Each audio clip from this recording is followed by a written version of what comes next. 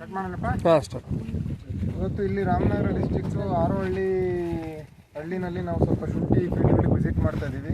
KVKನಲ್ಲಿ ಒಂದು ಕಾರ್ಯಕ್ರಮವನ್ನು ಮುಗಿಸ್ಕೊಂಡು ಮತ್ತು ಬೇರೆ ಬೇರೆ ರೈತರುಗಳ್ದು ಫೀಲ್ಡ್ಗಳು ನೋಡೋಕ್ಕೆ ಅಂತ ಬಂದಿದ್ದೀವಿ. ಒಂದು ರೌಂಡ್ ಎಲ್ಲ ನೋಡಿ ಆಗಿದೆ. ಬಟ್ ರೈತರುಗಳಿಗೆ ಸ್ವಲ್ಪ ಈ ಕಡೆ ಇನ್ನು ಈ PH EC ಮಣ್ಣಿಂದ ಕೆಲವರು ಮಾಡಿಸ್ತಾರೆ KVKಲಿ. ಬಟ್ ಅವರು ಏನು ಇರಿಗೇಷನ್ಗೆ ಏನು ನೀರು ಬಳಸ್ತಾರಲ್ಲ ಅದ್ರದ್ದು ಯಾರೂ ಸಾಮಾನ್ಯ ನೋಡಲ್ಲ.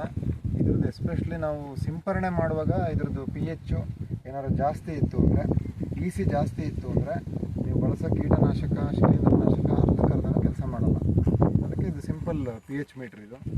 ಸೊ ಅಲ್ಲೊಂದು EC ಮೀಟ್ರ್ ಇದೆ, ಇನ್ನೊಬ್ಬರು ಯಾರು ನೋಡೋಣ ಎಷ್ಟಿದೆ ನಿಮ್ಮ ಇದರಲ್ಲಿ PH ಎಷ್ಟಿದೆ ಇರಿಗೇಷನ್ ಅಂತ. ಅಕಸ್ಮಾತ್ PH ಜಾಸ್ತಿ ಇದ್ದರೆ ನಾವು PH ಕಡಿಮೆ ಮಾಡ್ಕೊಂಡು ಮಾಡ್ತೀವಿ. ಇದೊಂದು 2 ನಿಮಿಷ ಹಿಡಿಬೇಕು. ಇದನ್ನ ಸ್ಟೇಬಲ್ ಆಗಬೇಕಲ್ಲ, 2 ನಿಮಿಷ ಹಿಡ್ಕೋಬೇಕು. ನಾವು ಕುಡಿಯೋ ನೀರು ಫಿಲ್ಟ್ರ್ ವಾಟ್ರದ್ದು 7 ಹತ್ತಿರ ಇರುತ್ತೆ. ಮಲೆನಾಡಿಗೆ ಹೋದರೆ 7ಕ್ಕಿಂತನೂ ಕಡಿಮೆ ಇರುತ್ತೆ, 6:30 6:45 ಇರುತ್ತೆ. ಬಯಲುಸೀಮೆ ಸ್ವಲ್ಪ ಜಾಸ್ತಿ ಇರುತ್ತೆ. ನೋಡಿ ನಿಮ್ದು ಎಕ್ಸ್ಪೆಕ್ಟೆಡ್ ನಾನು 8 ಮೇಲಿರುತ್ತೆ ಅಂತ ಅನ್ನಿಸ್ತು ನನಗೆ ಯಾಕೋ. ಸೊ ನೀವು ಎಲ್ಲ ಇದಕ್ಕೆ ನೀವು PH ಮೀಟ್ರ್ ಇಲ್ಲ ಅಂತ ಏನು ತಲೆ ಕೆಡಿಸ್ಕೊಳಕ್ಕೆ ಹೋಗ್ಬೇಡ್ರಿ. ಈ PH ಕಡಿಮೆ ಮಾಡೋಕ್ಕೆ ಮಾರ್ಕೆಟಲ್ಲಿ ಕೆಲವು ಐಟಮ್ ಸಿಗ್ತವೆ.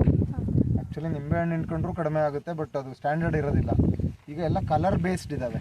ಒಂದು ಕಂಟ್ರೋಲ್ DMP ಅಂತ ಒಂದು ಬಫರ್ ಬರುತ್ತೆ, ಶಾರದಾ ಅಂತ ಒಂದು ಬಫರ್ ಬರುತ್ತೆ. ಅದು ಒಂದು 2 ಲೀಟ್ರ್ ತೊಗೊಂಬಿಡಿ ಅದನ್ನ. ಸೊ ನೀವು 1 ಲೀಟ್ರ್ ನೀರು ತೊಗೊಂಡು ಅದರಲ್ಲಿ ಕಲರ್ ಕೊಟ್ಟಿರ್ತಾರೆ. ಹಳದಿ ಕಲರ್ ಇದ್ರೆ ಏನು PH, ಕೆಂಪು ಕಲರ್ ಇದ್ರೆ ಏನು PH, ಪಿಂಕ್ ಕಲರ್ ಇದ್ರೆ ಏನು PH ಅಂತ ಕೊಟ್ಟಿರ್ತಾರೆ. ಸೊ ಆ PHನ್ನು ನೀವು ನಿಮ್ಮ 1 ಲೀಟ್ರ್ ನೀರಿಗೆ ಆ ದ್ರಾವಣನ ಸ್ವಲ್ಪ ಹಾಕ್ಬೇಕು. 1 ml ಹಾಕಿ. ಮತ್ತು PH ಏನು ಮೆಜರ್ ಮಾಡೋಕ್ಕಾಗಲ್ಲ, ನೀವು ಕಲರ್ ಗೊತ್ತಾಗುತ್ತೆ.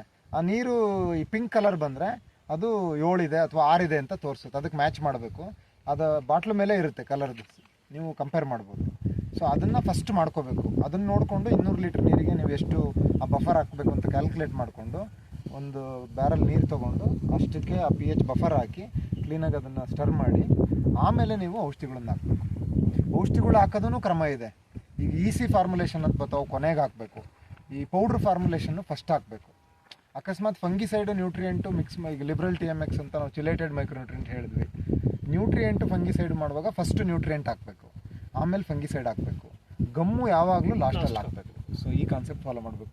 ನೋಡಿ ಇದು PH 8.38 ಇದೆ. ಇದು ನಿಮಗಿದು ನೀವು ಸ್ಪ್ರೇಗೆ ಯಾಕೆ ಕಂಟ್ರೋಲ್ ಬರೋಲ್ಲ? ನೀವು ಚೆನ್ನಾಗಿರ್ಬೋದು ಶುಂಠಿ ನಿಮ್ದೀಗ, ಬಟ್ ಇದೇನಾರು ನೀವು 6 ಮಾಡ್ಕೊಂಡು ಸ್ಪ್ರೇ ಮಾಡಿದ್ರೆ ತುಂಬ ಅದ್ಭುತವಾಗಿ ಕೆಲಸ ಮಾಡ್ತಾವೆ ಫಂಗಿಸೈಡ್. ಔಷಧಿನೂ ಕೆಲಸ ಮಾಡುತ್ತೆ. ಔಷಧಿ ಭಾಳ ಚೆನ್ನಾಗಿ ಕೆಲಸ ಮಾಡುತ್ತೆ. ಅದೊಂದು ಸಣ್ಣ ಕಲಿಕೆ. ಈಗ EC ನೋಡೋಣ ಎಷ್ಟಿದೆ ಅಂತ. EC ಮೀಟ್ರ್ ಕೊಡಪ್ಪ.